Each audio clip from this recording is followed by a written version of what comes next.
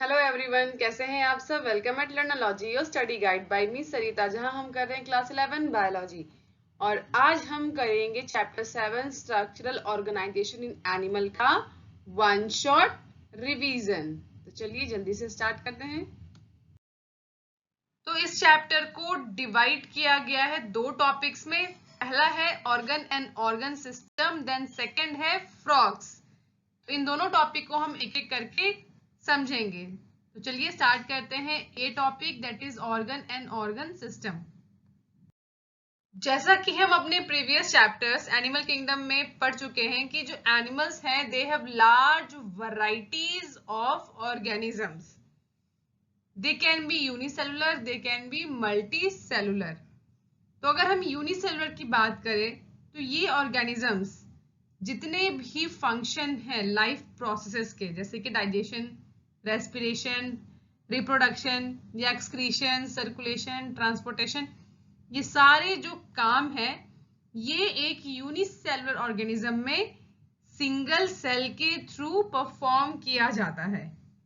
वहीं जो multi cellular organism होते हैं उनमें ये सारे बेसिक फंक्शंस को परफॉर्म करने के लिए वेल ऑर्गेनाइज्ड ऑर्गन सिस्टम होते हैं। जैसे कि फॉर डाइजेशन ऑफ फूड होता है ये डाइजेस्टिव सिस्टम, फॉर रेस्पिरेशन होता है respiratory system, then reproductive system हो गया, एक्सक्रीटरी सिस्टम हो गया। तो हर एक काम के लिए एक स्पेसिफिक ऑर्गन सिस्टम होता है इन multi cellular organism.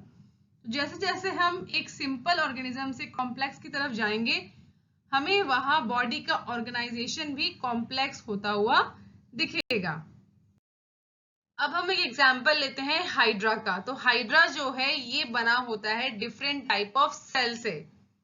So its body have many numbers of cell, that is in thousands. वहीं अगर हम और कॉम्प्लेक्स ऑर्गेनिज्म की बात करें जैसे कि हम ह्यूमन बींग्स, तो हमारी बॉडी जो है उनमें बिलियंस में जो है सेल की क्वांटिटी होती है। तो ये जितने भी सेल्स हैं हमारी बॉडी में ये सभी कैसे काम करते हैं और ये कैसे साथ में रहते हैं। तो जितने भी मल्टी सेलुलर एनिमल्स हैं उनमें जो सेम काइंड के सेल्स हैं they all together with intercellular substances, ये सभी सेम टाइप का वर्क या कोई स्पेसिफिक फंक्शन परफॉर्म करेंगे।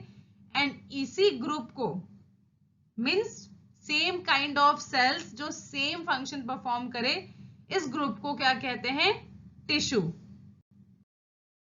जितने भी कॉम्प्लेक्स एनिमल्स हैं ये सभी बने होते हैं 4 बेसिक काइंड ऑफ टिश्यू से, जो है epithelial tissue, connective tissue, muscular tissue and neural tissue. तो ये जितने भी टिश्यूज हैं ये सभी स्पेसिफिक प्रोपोर्शन एंड पैटर्न में ऑर्गेनाइज्ड होते हैं एंड फॉर्म करते हैं ऑर्गन का, जैसे कि स्टमक, लंग, हार्ट, किडनी। इन सभी डिफरेंट जो ऑर्गन्स हैं इन सबके सेल्स आपस में कैसे होंगे? अलग होंगे। किडनी का काम अलग है, हार्ट का काम डिफरेंट है, लंग, स्टमक का काम भी एक दूसरे से अलग है। तो इन सबके सेल्स भी क्या होंगे? आपस में अलग होंगे। तो जब एक या एक से ज्यादा ऑर्गन, तो अभी हमने ऑर्गन की बात की, अब जो ऑर्गन है एक या एक से ज्यादा ऑर्गन अगर साथ में मिल करके कोई एक कॉमन फंक्शन को परफॉर्म करते हैं बाय देयर फिजिकल या केमिकल इंटरेक्शन, तो उन्हें क्या कहेंगे? Organ system. क्या कहेंगे? Organ system.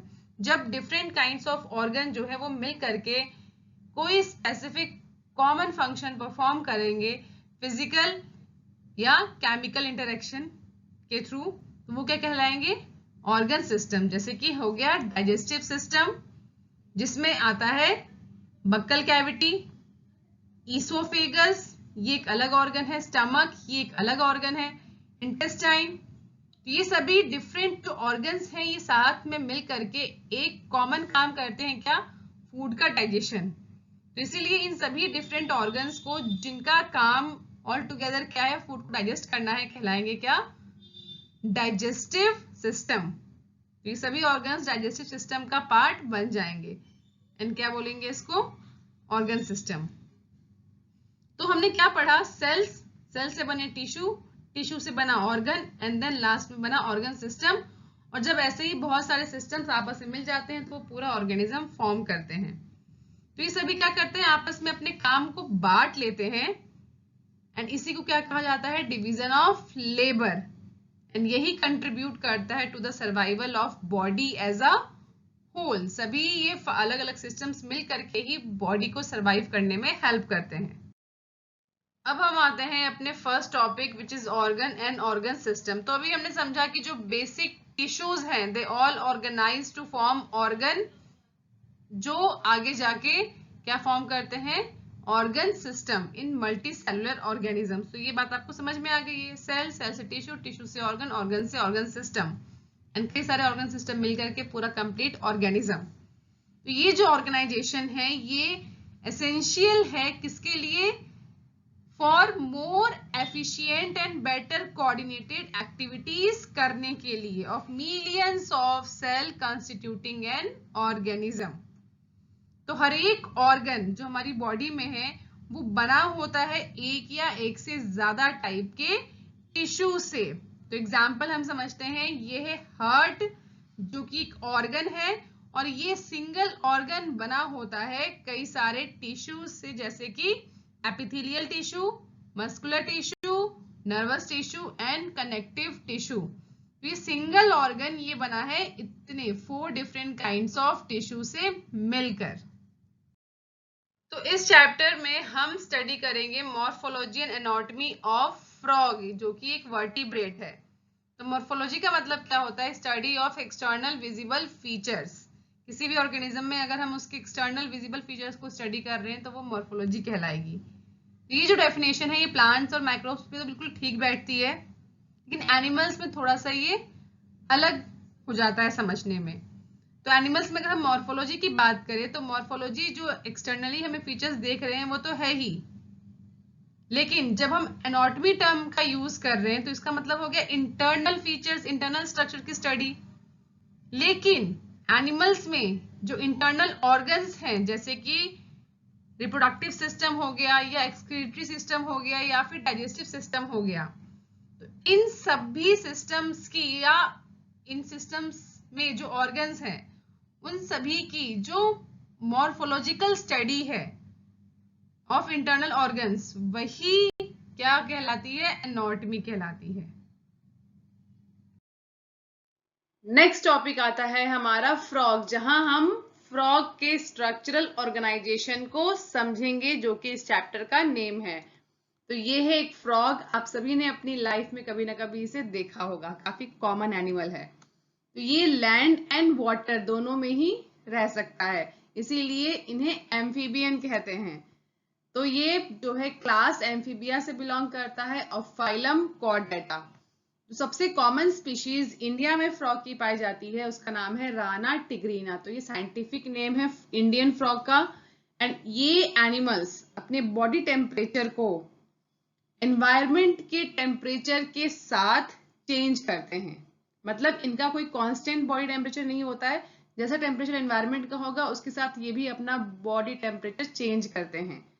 ऐसे एनिमल्स कहलाते हैं कोल्ड ब्लडेड, या इनके लिए एक टर्म है पोइकिलोथर्म्स। तो इन एनिमल्स में एक खास एबिलिटी होती है कि ये अपने बॉडी के कलर को चेंज कर सकते हैं, जिससे ये खुद को एनिमी से छुपा लेते हैं।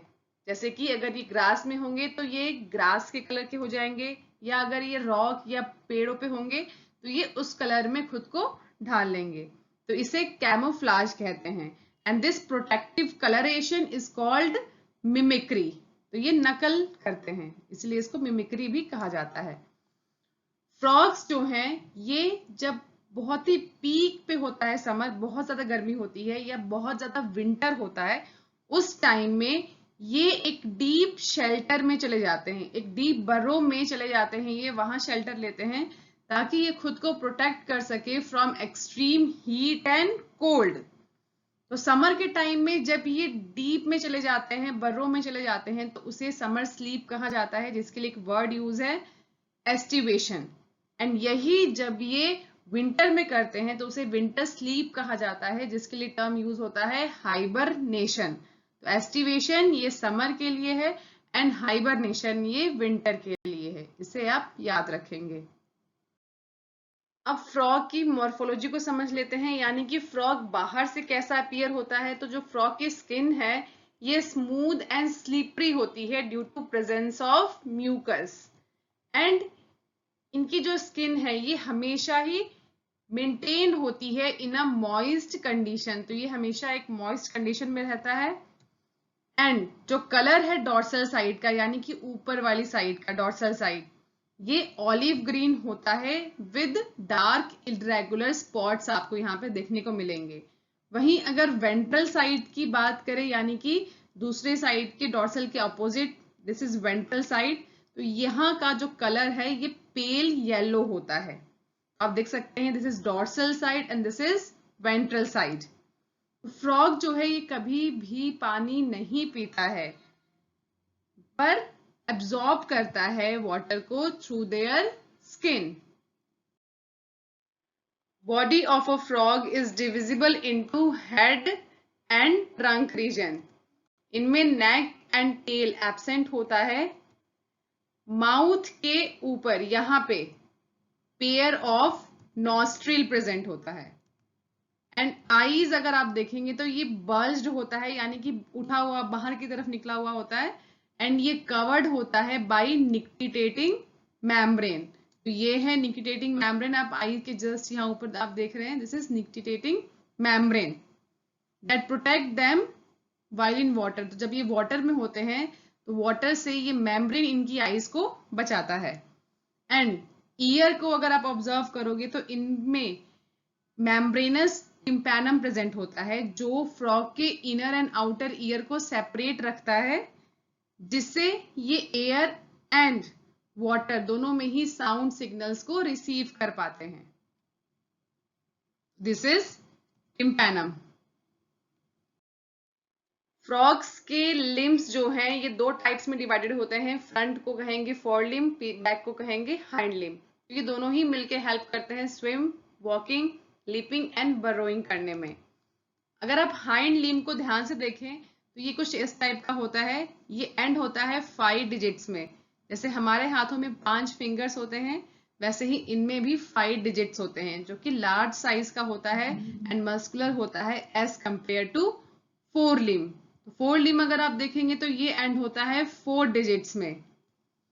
एंड हाइंड लिम में डिजिट्स के बीच में आपको ये मेम्ब्रेन जैसे स्ट्रक्चर्स दिख रहे होंगे, इन्हें कहते हैं वेब्ड डिजिट, यानी कि जो यहाँ डिजिट्स हैं ये वेब्ड हैं, जाले जैसे हैं, जो इन्हें हेल्प करता है स्विम करने में। तो जब ये वाटर में होते हैं वहां ये स्विम करते हैं with the help of this webbed digits. Frogs में सेक्सुअल डायमॉर्फिज्म देखने को मिलता है, यानी कि मेल एंड फीमेल फ्रॉग्स को इजीली डिफरेंशिएट किया जा सकता है। मेल फ्रॉग्स में sound producing vocal sac present होता है। तो यहाँ आप देख सकते हैं this is a male frog जिसमें sound producing vocal sac present होता है। एंड सेकेंड थिंग, इनमें प्रेजेंट होते हैं कॉप्युलेटरी पैड। कहाँ?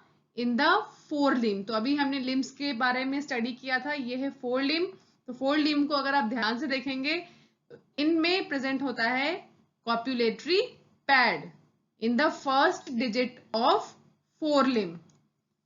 एंड ये दोनों ही पॉइंट्स, यानी कि वोकल सैक का प्रेजेंट होना एंड कॉप्युलेटरी पैड का प्रेजेंट होना, ये दोनों ही फीमेल फ्रॉग में एब्सेंट होता है। On this basis male frog को फीमेल फ्रॉग से इजीली डिस्टिंग्विश किया जा सकता है। इसे ही कहते हैं सेक्सुअल डायमॉर्फिज्म। मॉर्फोलॉजी के बाद अब समझते हैं फ्रॉग की एनाटॉमी को। फ्रॉग का जो बॉडी कैविटी है it accommodate different organ systems with well developed structures and function. तो ये है फ्रॉग की बॉडी कैविटी में प्रेजेंट सभी ऑर्गन सिस्टम, जैसे कि digestive system, respiratory system, circulatory system, nervous system, excretory system and reproductive system। तो इन सभी सिस्टम्स को हम एक एक करके समझते हैं। तो सबसे पहले समझते हैं डाइजेस्टिव सिस्टम को। ये है digestive system of frog which consist of alimentary canal and digestive glands। Frog जो हैं ये कार्निवोर होते हैं, इसीलिए इनका एलिमेंट्री कैनाल शॉर्ट होता है एंड इंटेस्टाइन का जो लेंथ है वो भी कम होता है। एलिमेंट्री कैनाल में आ जाते हैं mouth, buccal cavity, pharynx, oesophagus, stomach, intestine, rectum and cloaca.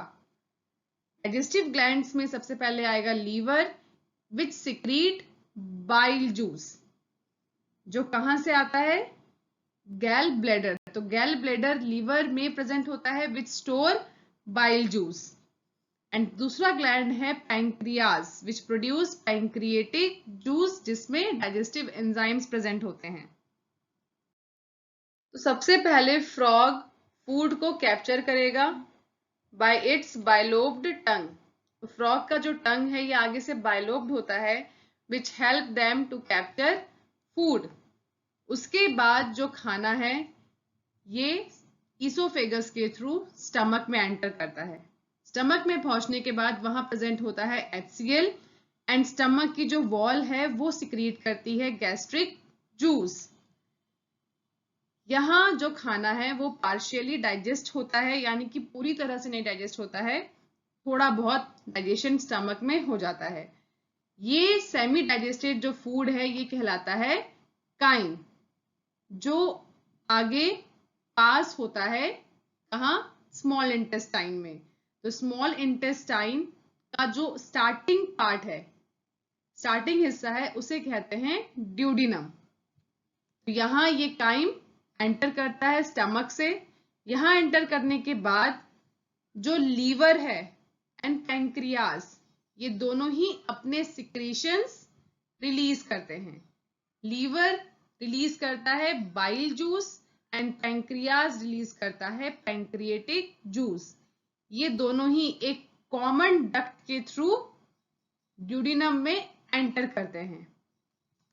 वहां एंटर करने के बाद जो बाइल जूस है ये फैट को डाइजेस्ट करता है, यानी कि फैट के लार्ज मॉलिक्यूल्स को तोड़ करके छोटे छोटे पार्ट्स में डिवाइड कर देता है, जिसे कहते हैं इमल्सिफिकेशन ऑफ फैट।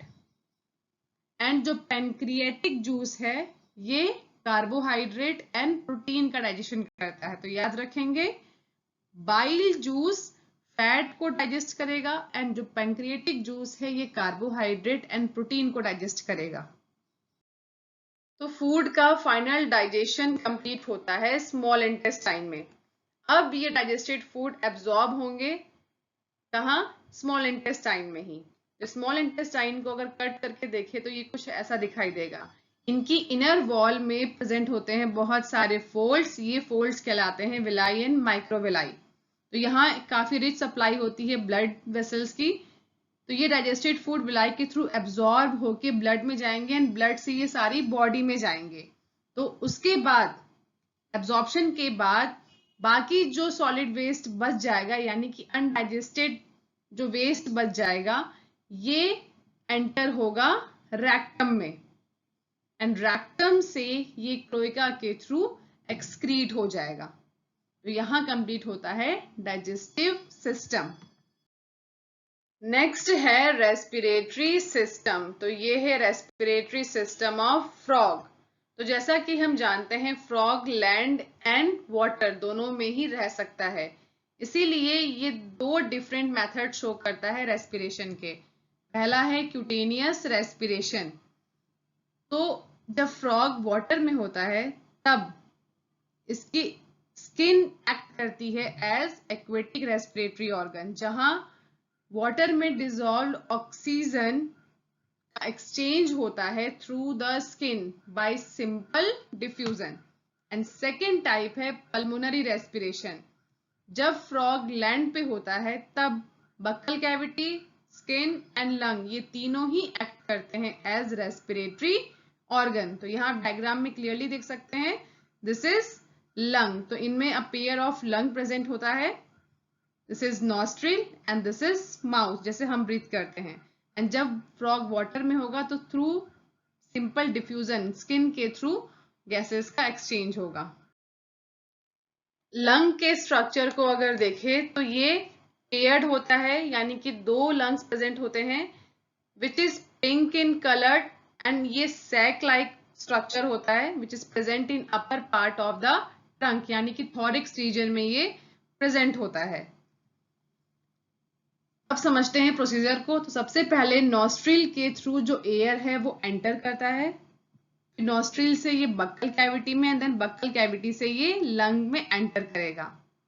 लेकिन जब फ्रॉग समर स्लीप और विंटर स्लीप में होता है तब ये कैसे रेस्पिरेशन करता है? तो ड्यूरिंग दैट टाइम, यानी कि एस्टिवेशन एंड हाइबरनेशन के टाइम पे जो गैसियस एक्सचेंज है वो स्किन के थ्रू होता है, यानी कि बाय डिफ्यूजन। तो ये याद रखेंगे। नेक्स्ट है वेस्कुलर सिस्टम, जिसमें आता है blood vascular system and lymphatic system, जो कि वेल डेवलप्ड होता है इन फ्रॉग। ब्लड वेस्कुलर सिस्टम की बात करें तो ये क्लोज टाइप का होता है, जिसमें heart, blood vessels and blood, ये तीनों ही कहलाते हैं ब्लड वेस्कुलर सिस्टम।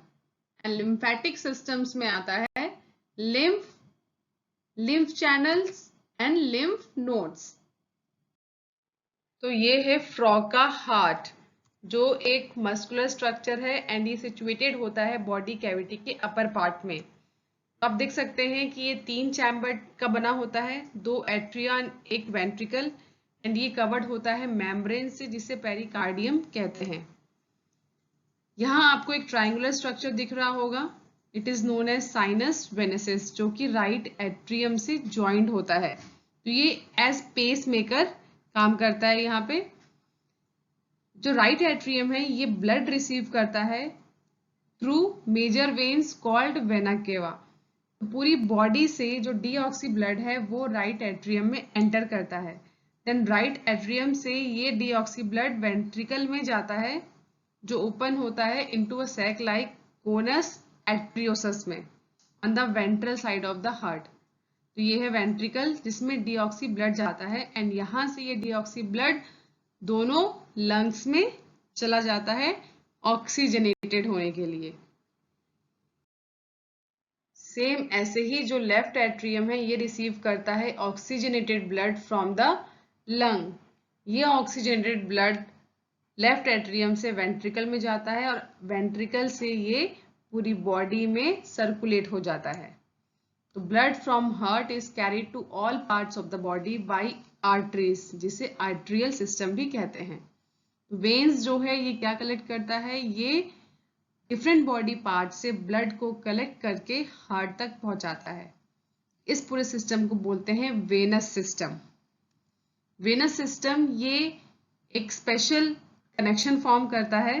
क्या है ये स्पेशल कनेक्शन, देखते हैं। पहला है हिपैटिक पोर्टल सिस्टम। इसमें जो हमारा डाइजेस्टिव सिस्टम है, जो गैस्ट्रिक ट्रैक्ट है, उससे डीऑक्सी ब्लड हमारे लीवर तक पहुंचता है through this hepatic portal system. And दूसरा है रेनल पोर्टल सिस्टम, जिसमें हमारे lower parts of the body से जो डीऑक्सी ब्लड है ये किडनी तक पहुंचता है। ये दोनों जो वेनस कनेक्शन है ये काफी इंपॉर्टेंट है, एंड ये आपको आना चाहिए। हिपैटिक टर्म का मतलब आप समझ जाना लीवर से होता है, एंड रेनल का मतलब किडनी से होता है। अब आता है सर्कुलेटरी सिस्टम का एक और important topic, that is blood. तो फ्रॉग का जो ब्लड है it is composed of plasma and cells. जैसे हमारा ब्लड प्लाज्मा एंड सेल से बना होता है, वैसे फ्रॉग में भी जो ब्लड है वो प्लाज्मा और सेल का बना होता है। तो ये है प्लाज्मा, जिसमें सेल एम्बेडेड होते हैं। सेल्स की बात करें तो सबसे पहले आता है आरबीसी यानी कि red blood cells, then WBC यानी कि white blood cells. White blood cells को ल्यूकोसाइट्स भी कहते हैं, एंड देन आता है प्लेटलेट्स। तो यहाँ जो आरबीसी है इसका स्ट्रक्चर ये न्यूक्लिएटेड होता है, यानी कि इसमें न्यूक्लियस प्रेजेंट होता है, and it contain red colour pigment. तो हमें पता है कि जो रेड ब्लड सेल्स है इसका नाम रेड क्यों है, because of a coloured pigment जो रेड कलर का होता है। और क्या कहते हैं इस पिगमेंट को, हीमोग्लोबिन, जो कि प्रोटीन का बना होता है, प्रोटीन एंड आयरन से मिलके बना होता है। अब यहाँ जो लिम्फ सिस्टम है ये थोड़ा अलग होता है ब्लड से। लिम्फ सिस्टम में यानी कि लिम्फेटिक फ्लूइड में प्रोटीन्स नहीं होते हैं, ठीक है, तो it lack few proteins and RBCs as compare to blood.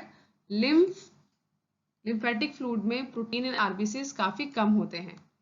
तो ब्लड जो है ये क्या क्या चीजें कैरी करता है अपने साथ, nutrients, gases, water, and in सभी चीजों को ये इनके रिस्पेक्टिव साइड तक पहुंचाता है यानी कि सर्कुलेट करता है। तो जो सर्कुलेशन ऑफ ब्लड है is achieved by pumping action of muscular heart. तो सेम जैसा हमारी बॉडी में जो मैकेनिज्म है हार्ट का पूरे सर्कुलेशन का, सेम वैसा ही फ्रॉग में भी होता है। तो यहाँ हार्ट एक पंपिंग का काम करता है, पंपिंग मशीन का काम करता है, जिसके थ्रू न्यूट्रिएंट, गैस और वाटर से भरा जो ब्लड है ये हमारे पूरी बॉडी में हर एक सेल में ये पहुंचता है। Digestive system, respiratory system and vascular system के बाद आता है एक्सक्रीटरी सिस्टम। तो ये है एक्सक्रीटरी सिस्टम ऑफ फ्रॉग। तो क्या होता है एक्सक्रीटरी सिस्टम?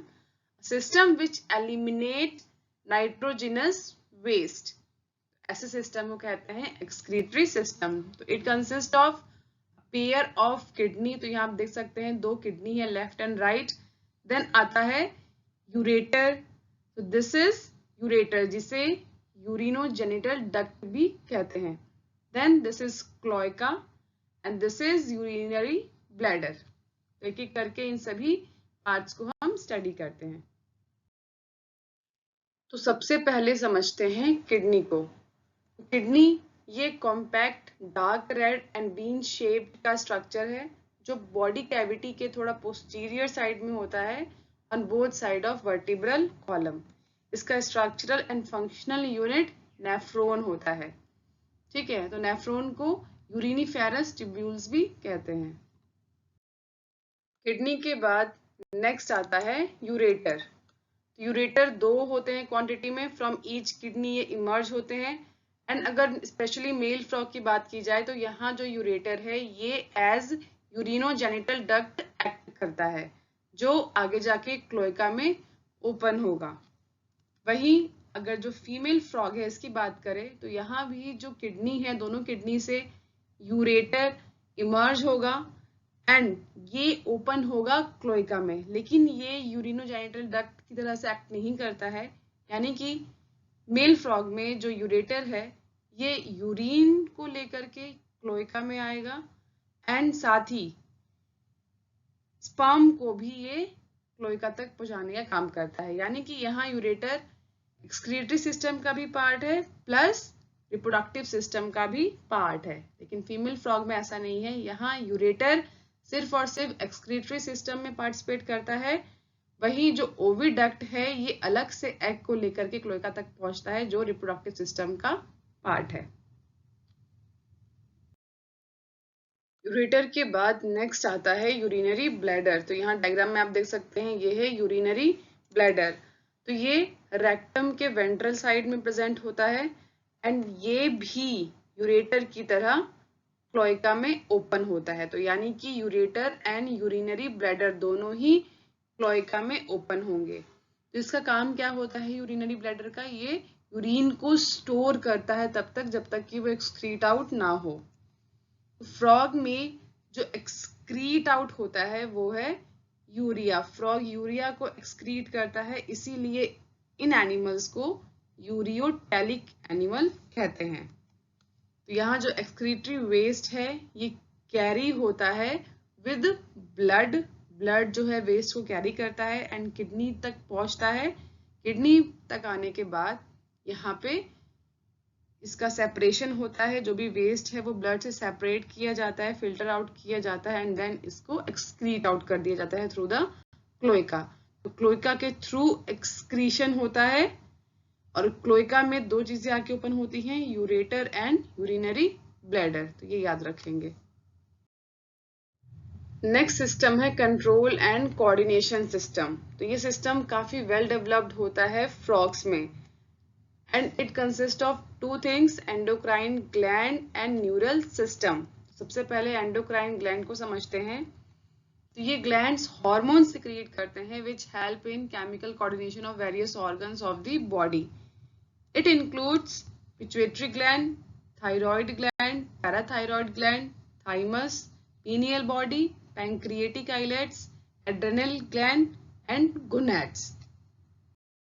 Then आता है neural system which consist of nervous system. तो नर्वस सिस्टम आगे 3 में डिवाइड होता है। सेंट्रल नर्वस सिस्टम जिसे CNS कहते हैं, देन PNS यानी कि peripheral nervous system and ANS autonomic nervous system. Central nervous system again 2 में डिवाइड होता है, brain and spinal cord. PNS divide होता है cranial nerve and spinal nerve में। And autonomic nervous system it consist of sympathetic and parasympathetic. तो ऐसा कुछ होता है नर्वस सिस्टम फ्रॉग का। यहाँ 10 पेयर्स ऑफ क्रेनियल नर्व्स होते हैं जो ब्रेन से अराइज होते हैं। तो क्रेनियल नर्व हमेशा ब्रेन से निकलते हैं एंड जो ब्रेन है ये प्रोटेक्टेड होता है बाय अ बोनी स्ट्रक्चर जिसे ब्रेन बॉक्स या क्रेनियम कहते हैं। जैसे हमारा ब्रेन स्कल से प्रोटेक्टेड रहता है, वैसे फ्रॉग्स में भी एक बोनी स्ट्रक्चर होता है जिसे ब्रेन बॉक्स या क्रेनियम कहते हैं। तो ब्रेन यहाँ 3 पार्ट्स में डिवाइड होता है। तो ये है ब्रेन, सबसे पहले आता है fore brain, then mid brain और लास्ट में हाइंड ब्रेन। तो सबसे पहले समझते हैं फोर ब्रेन को। तो फोर ब्रेन में आ जाता है olfactory lobe, then paired cerebral hemisphere और उसके बाद अनपेयर्ड डाइनसेफेलॉन। देन आता है mid brain which include a pair of optic lobes.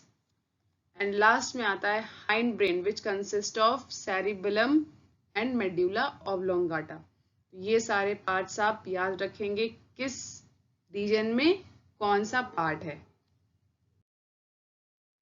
तो अभी हमने देखा कि जो मेडुला ऑब्लोंगाटा है, जो हाइंड ब्रेन का सबसे लास्ट आखिरी हिस्सा है, दिस इज मेडुला ऑब्लोंगाटा। तो ये जो है ये पास आउट होता है ब्रेन से। तो ये जो पूरा सिस्टम आप देख रहे हैं ये एक बोनी स्ट्रक्चर है जिसे ब्रेन बॉक्स या क्रेनियम कहते हैं। इसके दिस साइड में, ठीक है, नीचे की साइड में ये जो पार्ट है इसे फोरामन मैग्नम कहा जाता है। तो यहाँ से इस रीजन से जो मेडुला ऑब्लोंगाटा है ये बाहर की तरफ निकलता है and it continues into the spinal cord. ये है स्पाइनल कॉर्ड, इस रीजन में होता है फोरामन मैग्नम। तो स्पाइनल कॉर्ड जो है ये फोरामन मैग्नम से इमर्ज होकर के बाहर की तरफ आता है which is enclosed in vertebral column. जैसे हमारी बैकबोन होती है वर्टिब्रल कॉलम, वैसे ही फ्रॉग में भी वर्टिब्रल कॉलम होता है जो इस स्पाइनल कॉर्ड को प्रोटेक्शन का काम करता है, प्रोटेक्ट करने का काम करता है। अब सेंस ऑर्गन्स की बात कर लेते हैं। तो फ्रॉग्स में डिफरेंट टाइप्स के सेंस ऑर्गन पाए जाते हैं, जैसे कि ऑर्गन ऑफ टच जिसे सेंसरी पैपिला कहते हैं। जैसे हमारी बॉडी में स्किन होता है वैसे ही इनमें सेंसरी पैपिला है। टेस्ट के लिए इनमें टेस्ट बर्ड प्रेजेंट है। देन स्मेल के लिए नेजल एपिथेलियम, देखने के लिए इनमें आंखें हैं, विजन के लिए आई, एंड सुनने के लिए इनमें टिम्पैनम है विद इंटरनल ईयर्स। तो इन सभी सेंस ऑर्गन में से जो आईज और इंटरनल ईयर हैं ये दोनों काफी वेल ऑर्गेनाइज स्ट्रक्चर हैं। इनके अलावा बाकी सभी सेंस ऑर्गन्स इतने वेल ऑर्गेनाइज नहीं होते हैं। They are cellular aggregations around nerve ending. तो फ्रॉग्स की जो आई है इट इज पेयर्ड यानी कि 2 आईज होती हैं which is spherical structure and ये स्कल के ऑर्बिट में प्रेजेंट होता है।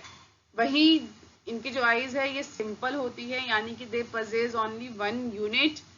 एंड अब बात करते हैं ईयर की। तो एक्सटर्नल ईयर इनमें एब्सेंट होता है। जैसे हमारे कान बाहर से जो विजिबल, जो ईयर का जो पार्ट बाहर से हमें विजिबल होता है दैट इज एक्सटर्नल ईयर। तो इनमें ऐसा कुछ नहीं होता है। सो एक्सटर्नल ईयर यहाँ पे एब्सेंट है। ओनली टिम्पैनम प्रेजेंट होता है which can be seen externally. तो बाहर से सिर्फ हमें टिम्पैनम ही दिखता है। ईयर जो है वो एक ऑर्गन है सुनने के लिए, साथ ही बैलेंसिंग के लिए यानी कि इक्विलिब्रियम के लिए भी। अब बात करते हैं रिप्रोडक्टिव सिस्टम की। तो फ्रॉग्स में मेल एंड फीमेल में जो रिप्रोडक्टिव सिस्टम है ये काफी वेल ऑर्गेनाइज्ड होता है। सबसे पहले बात कर लेते हैं मेल रिप्रोडक्टिव सिस्टम की। तो ये है male reproductive system of frog. तो यहाँ आपको अ pair of yellowish ovoid testis दिखेगा, ये है टेस्टिस। और ये प्रेजेंट कहाँ होता है, ये किडनी के जस्ट ऊपर प्रेजेंट होता है एंड ये किडनी से अटैच होता है through double fold of peritoneum. ठीक है, तो ये है पेरिटोनियम जिसे मेसोर्कियम कहते हैं। इसके बाद वासा एफरेंशिया। तो ये जो वासा एफरेंशिया है यहाँ आप क्लियरली देख सकते हैं, दिस इज वासा एफरेंशिया। ये 10 to 12 होता है नंबर में, दैट अराइज फ्रॉम टेस्टिस।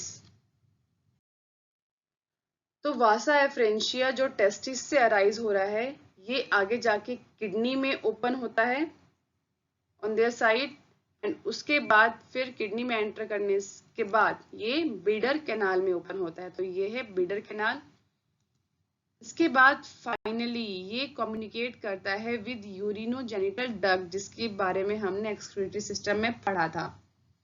तो ये जो बीडर कैनाल है जो टेस्टिस से आ रहा है, ये आगे जाके यूरेटर में ओपन होता है एंड ये जो यूरेटर है ये आगे जाके क्लोएका में ओपन होगा।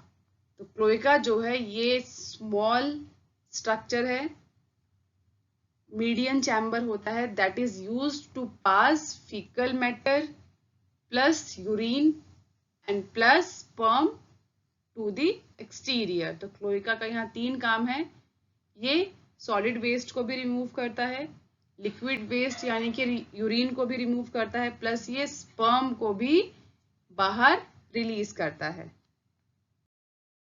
अब आता है फीमेल रिप्रोडक्टिव सिस्टम। तो ये है female reproductive system of frog. तो यहाँ हमें अ पेयर ऑफ ओवरीज दिखेंगे जो कि जस्ट किडनी के पास में प्रेजेंट है। तो यहाँ पे ओवरीज का किडनी से डायरेक्ट कोई कनेक्शन नहीं होता है, जैसा कि मेल में था। मेल में टेस्टिस किडनी से कनेक्टेड थी थ्रू मेसोर्कियम, लेकिन यहाँ ऐसा कोई कनेक्शन नहीं है between kidney and ovaries. Ovary से अराइज होता है ओविडक्ट। तो यहाँ आप देख सकते हैं दिस इज ओविडक्ट। इस ओविडक्ट का काम होता है ओवरी से एग को कलेक्ट करना एंड इसे क्लोएका तक पहुंचाना। देन एक जो फीमेल मैच्योर फ्रॉग है ये ले करती है 2500 to 3000 ओवा एट अ टाइम। तो एक टाइम में ये इतने एग्स यानी कि ओवा रिलीज करती है। तो यहाँ जो फर्टिलाइजेशन है between male and female gametes ये एक्सटर्नल होता है and it take place in water. Development की बात करें तो it involve a larval stage जिसे टैडपोल कहा जाता है। ये है tadpole. This tadpole undergo metamorphosis and then form adult organism.